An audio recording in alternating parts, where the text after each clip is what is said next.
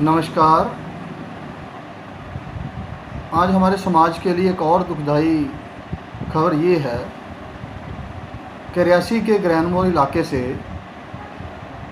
Shri Mohanlal Bhagat son of Shri Bodhraj जी, उनका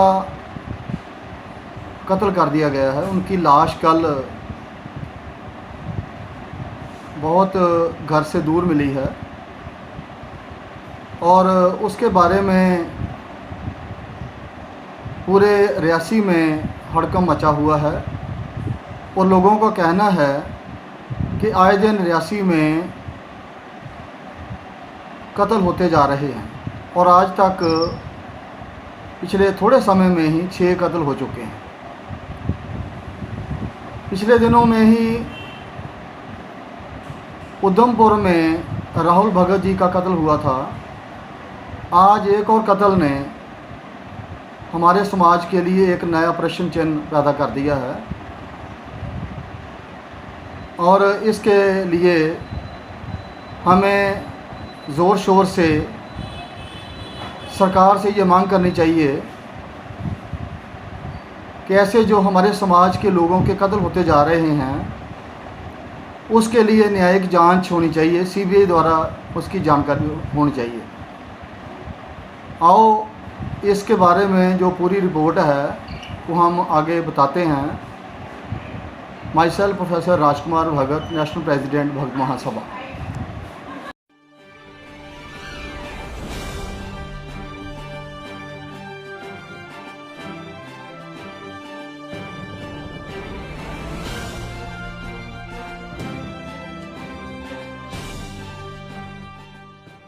मोहन के कातिलों को फांसी दो, फांसी दो। We want Justice, we want justice, we want justice, we want justice। Mohan के कातिलों को फांसी दो, फांसी दो। मोहन के कातिलों को फांसी दो, फांसी दो। जो बच्चा यहाँ पर आप जिसकी डेड बॉडी जहाँ सड़क में है आप देख रहे हैं, ये बच्चा परसों घर से निकला था और कल इसकी डेड बॉडी किसी ने वहाँ पे देखी है और देखने वाले ये सभी ये इनका कहना है जिस तरह की डेड बॉडी की पोजीशन लोगों ने देखी है वो सीधा सीधा आम आदमी जो रास्ते में चलता हुआ आम आदमी है वो ये कह सकता है कि इसका कत्ल किया गया है। ये कोई सुसाइड या अचानक डेथ नहीं है। पोस्टमार्टम तो एक लीगल फॉर्मेलिटी है, उसको कंप्लीट करना चाहिए और करना भी है, लेकिन ये पता लगता है कि ये जो इस बच्चे का मर्डर हुआ है, निशान है, सब सामने दिखाई दे रहा है। लोगों का ये कहना है कि जो यहाँ पे कल्प्रिट्स हैं वो इमीडिएटली उनको पकड़ा जाना चाहिए, उनको बुक करना चाहिए और ये पहला वाकया इस एरिया में नहीं है।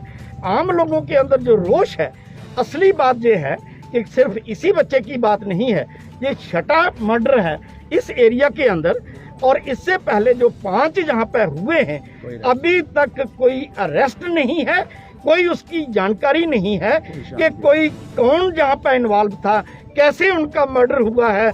इस इलाके के अंदर ये एक दहशत का माहौल है जिस वजह से ये सभी लोग आज सड़क के ऊपर हैं, बहनें, माताएं, बच्चे, ये नौजवान बच्चे जो यहाँ पे, बुजुर्ग, सभी लोग जहाँ पे जो खड़े हैं जहाँ पे, इनका बेसिकली एक ही कहना है कि यहाँ पर इतना कत्लेआम हो रहा है और अभी तक प्रॉपर इन्वेस्टिगेशन क्यों नहीं हुई है और क्या इसमें वजूहात रही है, कौन इसके पीछे है जो इनको बचा रहा है और ये कत्लेआम यहाँ पे बढ़ता चला जा रहा है। लोगों का ये कहना है कि इस केस के बीच में इमीडिएटली और जो पहले के भी केस है उनको साथ में जोड़ के देखा जाना चाहिए और इनके जो भी आपके पास फुटेज हैं सीसी कैमरास के या दूसरे कोई इसके प्रूफ्स जो हैं उनको कलेक्ट करके इमीडिएटली जो इस बच्चे के कातिल हैं उनको बुक किया जाना चाहिए।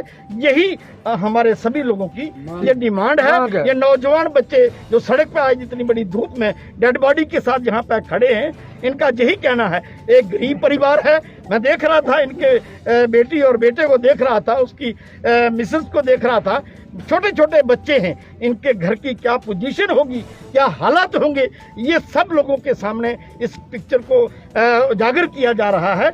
और एडमिनिस्ट्रेशन के अंदर हम उम्मीद करते हैं कि अच्छे लोग बीच में बैठ के इसके ऊपर ये तय करेंगे कि इस तरह का कत्लेआम इस इलाके में बंद हो और कल्प्रिट्स को सजा मिले। ये हम अपनी तरफ से और आपके माध्यम से, सारे मीडिया के माध्यम से ये कहना चाहते हैं स्टेट की एडमिनिस्ट्रेशन को कि इस इलाके के अंदर ये कत्लेआम का दहशत चल रहा है, इसके ऊपर फौरी कार्रवाई की जानी चाहिए। बच्चे के घर के फोटो मैंने देखे, इतना दुख लगता है कि जो बच्चा अपने इंसाफ के लिए कहीं पे पहुंचता है उसी का कत्ल हो जाता है, दिन दहाड़े हो जाता है।